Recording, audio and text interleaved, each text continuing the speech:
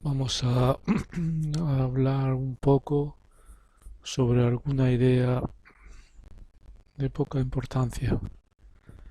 Hoy ha aparecido en el periódico la noticia de la muerte de Gustavo Bueno. He escuchado muchas conferencias suyas y era un hombre magnífico, con una cabeza imponente, el único que ha podido hacer un sistema, que yo sepa, en España por única vez. Tenía una memoria asombrosa, lo sabía todo de todo.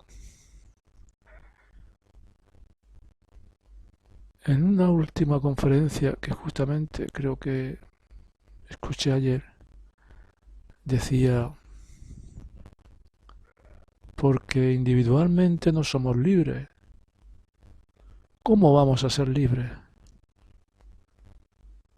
Sería eso como una especie de creación absoluta. Lo que hago, lo que digo, tiene siempre una motivación, una causa, no son impulsos, unos precursores. Bueno, eso es justamente lo que yo pienso. Me extrañó. Nunca le había oído yo hablar sobre el tema. Eso dicen que sobre el asunto de la libertad, las opiniones, las teorías, las posturas se dividen en dos bandos. Los partidarios de la libertad y los partidarios de la no libertad, de la que no hay libertad. Yo estoy en los partidarios de la no libertad, pero comprendo que resulta difícil porque resulta que parece libre. Si es necesario nuestro comportamiento, es una necesidad que no tiene la apariencia de la necesidad normal, la necesidad de la piedra que cae o del golpe que le das al martillo, cosas así, incluso otras más complejas.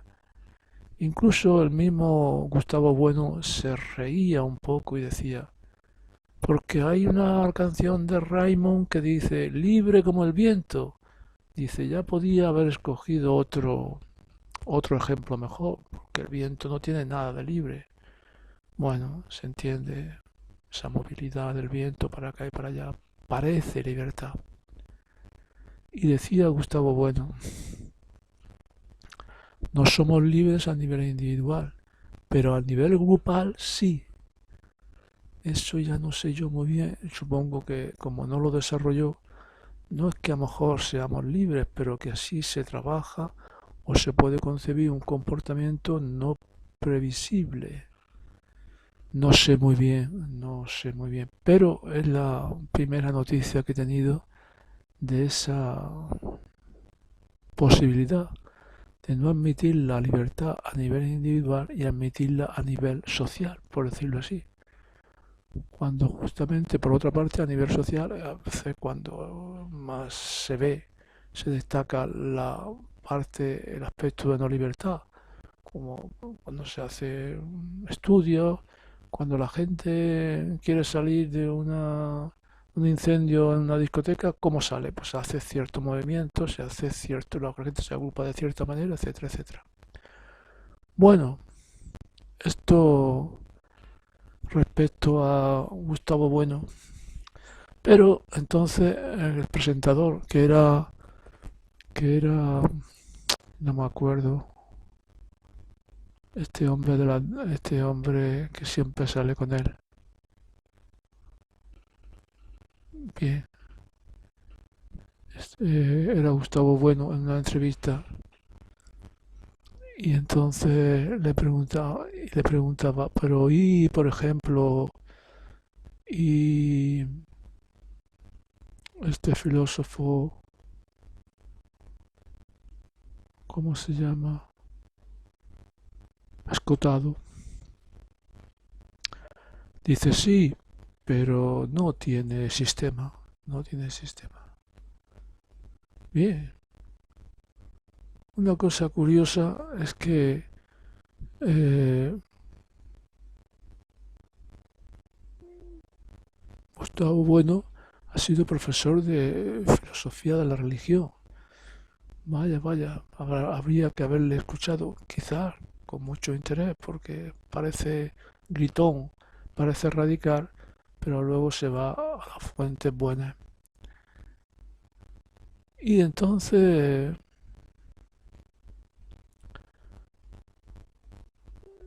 yo estuve en venía en una reunión donde se había propuesto hablar de una especie de cuento. Decía, en un monasterio se apareció la Virgen con el niño y entonces cada monje vino a ofrecerle lo mejor que tenía o vino a ofrecerle lo que creyó conveniente. Y la Virgen dijo, bueno, no lo dijo, pero la intención era esa, que la oferta que más le agradara, esa le dejaría el niño para que jugara con él. Entonces vinieron gente con capacidades, con talentos, por ejemplo, monjes que cantaban gregoriano. Vinieron otros monjes que sabían interpretar la Biblia, que le habían estudiado. Pero había un granjero, había un hortelano, un campesino, un monje campesino que no tenía cualidades y entonces que se ocupaba del huerto. No sabía qué regalarle a la Virgen y al niño. Entonces se le ocurrió regalarle una naranja.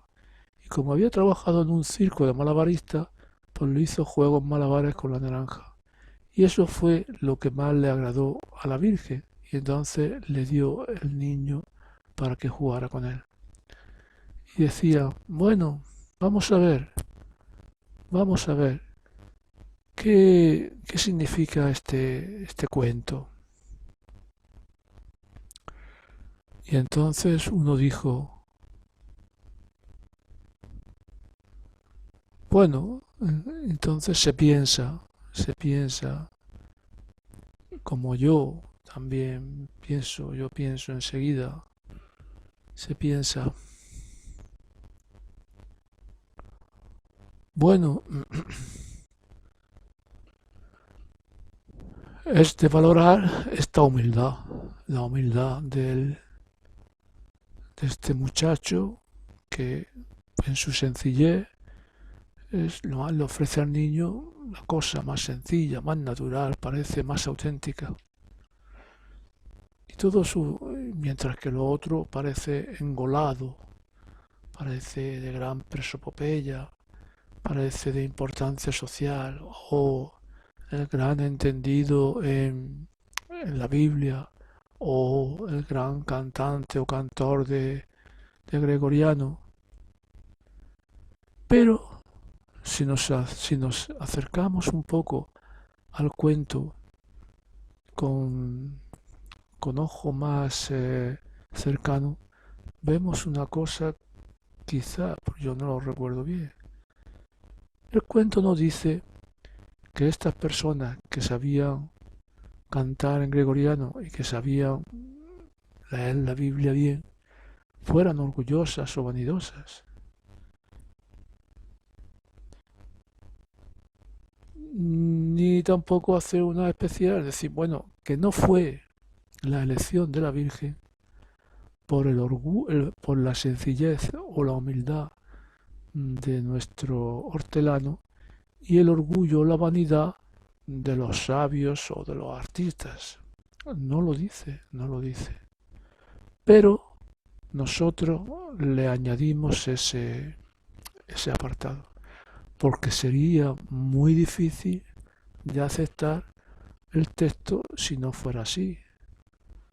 Si hubiera un hombre sencillo, como a veces lo son, cantante de gregoriano, si hubiera un hombre sencillo y humilde, conocedor de la Biblia con gran inteligencia, ¿qué mérito sería más digamos, valioso para aceptar? ¿El del hortelano que hace el malabarismo con la naranja o el del sabio conocedor de la Biblia? Bueno, esta es, en el fondo, es la parábola, es el sermón de la montaña. Es el sermón de la montaña. Y sobre el sermón de la montaña, Escotado ha hablado un poco largo y tendido. Por eso a mí me, me incita a hablar y me incita a pensar. Escotado dice, bueno, eso es un absurdo, eso es una barbaridad. Si se hiciera eso, sería completo caos, porque eso lo único que dice es que los últimos serán los primeros. Bienaventurados los pobres de espíritu. Y dice Escotado, cuando dice pobres de espíritu, bueno, nosotros, para rectificarlo, cuando se habla con algún cristiano, muchas veces, a mí me ha pasado, dice, bueno, pobre de espíritu. Es decir, no es un ataque a la riqueza. Quiere decir que te permite tener, ser rico y tener lo que sea materialmente, pero lo que prohíbe es que se esté apegado interiormente. No es un ataque a la riqueza física, a la riqueza material, sino que es una alabanza de la pobreza espiritual, pobreza de espíritu. Pero dice Escotado, no, no, no, no, no. Yo he ido a las fuentes, he ido a las fuentes, he ido al griego y he visto el Evangelio en griego. Y la palabra que emplea es tal. Y esa palabra quiere decir como tonto, como poco inteligente, de pocas luces, gente, tonto. Pobre de espíritu, que también lo empleamos nosotros. Es una pobre persona, un pobre hombre, es un toca por enfermedad, por deficiencia. Entonces, dos cosas ahí sobresalen. El cotado se queda ahí. Bueno, pues eso es una barbaridad y que invierte todas las cosas normales y naturales. Y de ahí sale también, diríamos, pues una especie de, según Escotado, un apoyo para la rama izquierdosa. Es un apoyo para las revoluciones, para el comunismo, porque es un odio hacia el rico y es una alabanza del que no tiene nada, alabanza del pobre. De ahí sale esa, lo que se llama el pobrismo del cristianismo, que en cierta época se abandona. Bien, puede ser y es valioso, pero yo quisiera añadir un par de puntos. Uno, que hay, según yo veo, eso ha influido y de ahí puede haber salido una corriente importante de opinión, de pensamiento, una postura en contra del rico, a favor del pobre, que apoya los movimientos revolucionarios, pero hay también un movimiento natural. Por debajo de las religiones hay un movimiento natural, que yo veo como natural, que se podría llamar pagano. Usted dice que bienaventurados los pobres, pero eso no significa que yo me voy a meter a pobre. En general, eso, hay algunos que se toman muy en serio la cosa, gente de orden religiosa, al principio, luego tampoco, porque luego el aspecto natural, la tendencia natural va socavando y socavando. Entonces, desde el punto de vista humano es una barbaridad, pero se impone. Y entonces el sentido común o el sentido pagano o nuestro sentido natural lo arregla. Nuestra conciencia lo arregla para estar conforme con eso, pero al mismo tiempo no lo obedece, Entonces, seguimos valorando las cosas a la manera como se valora. Seguimos valorando la salud frente a la enfermedad. Seguimos valorando la cultura frente a la incultura.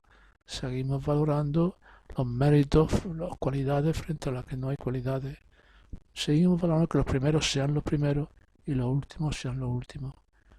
Pero al mismo tiempo todo eso se sobrepone, se justapone, se mezcla con con el otro, con la otra corriente que viene de la religión.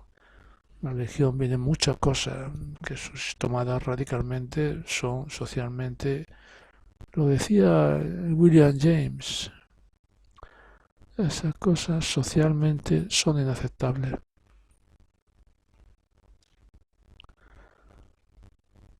Pero, y así viene, podemos ver ejemplos en muchos campos. Bueno, pues Jesucristo es el pobre, el que todo el pobre, la imagen de Jesucristo. Por eso se le da una limosna. No es que esté mal, no lo veo como crítica, al contrario, es una adecuación de lo es tanto tomarse en serio, eso es terrible, tomárselo en serio, eso tergiversa, diríamos, el mundo humano, el mundo natural. Entonces, como no hay otra religión, pues entonces se hace un arreglo. Pero ahora viene también otra pregunta que yo quisiera seguir, quisiera avanzar. ¿Por qué? ¿Por qué? ¿Por qué esa alabanza del pobre? ¿Por qué la alabanza del que no sabe? Bienaventurados los pobres, porque ellos poseerán la tierra. Bienaventurados los que sufren, bienaventurados los perseguidos por la justicia. Y en el cuento, bienaventurado el que no tiene cualidades. ¿Por qué? Y ahí viene una respuesta mía, que es también de nuevo acudimos a William James. William James tiene la solución en un libro que se llama Experiencia religiosa, un libro muy gordo, 800 páginas. Y dice en cierto momento William James, porque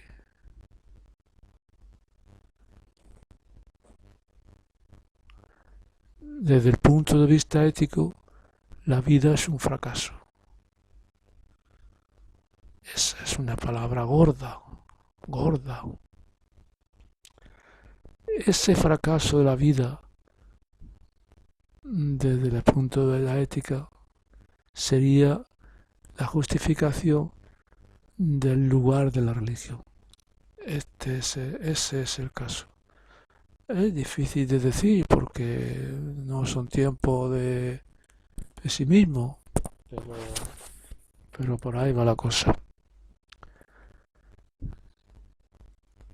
Desde el punto de, es decir, que la vida es un fracaso desde el punto de vista ético, es lo mismo que decir que nosotros, abandonados a nosotros mismos, no podemos salvarnos, no podemos redimirnos, vamos al hoyo, vamos para abajo, tenemos un mal final, no, las cosas no se conservan, todo lo perdemos.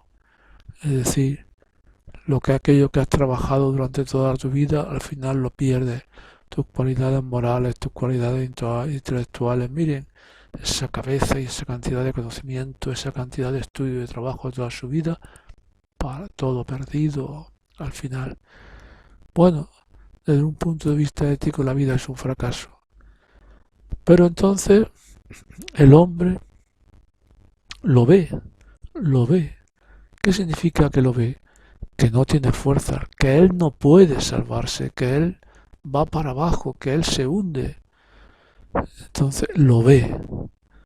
Y entonces, ¿qué remedio le queda? Solamente le queda un remedio. Es una fuerza, un ser todopoderoso que se apiade de él. Digo que se apiade. Y ahora esa viene, que es también esa postura de la religión, esa relación, esa relación entre el hombre y Dios, por decirlo así, que es ese ser todopoderoso que el hombre solicita para que le redima, es decir, le saque de su condición de caído, de su condición de sufrimiento, de su final triste, todo eso. Pero, ¿cómo se realizará esa acción por parte de Dios? Ahí está el asunto, ahí está cómo se realizará. ¿Qué debería yo hacer para mover a Dios a que actúe a mi favor? Ahí está el tema. Es tanta la distancia que hay, es tanta la distancia frente a un ser, frente a un todopoderoso, infinitamente poderoso, más poderoso que yo. Yo no puedo, si necesito perentoriamente, urgentemente, sustancialmente, esencialmente necesito su ayuda para salvarme de mi condición.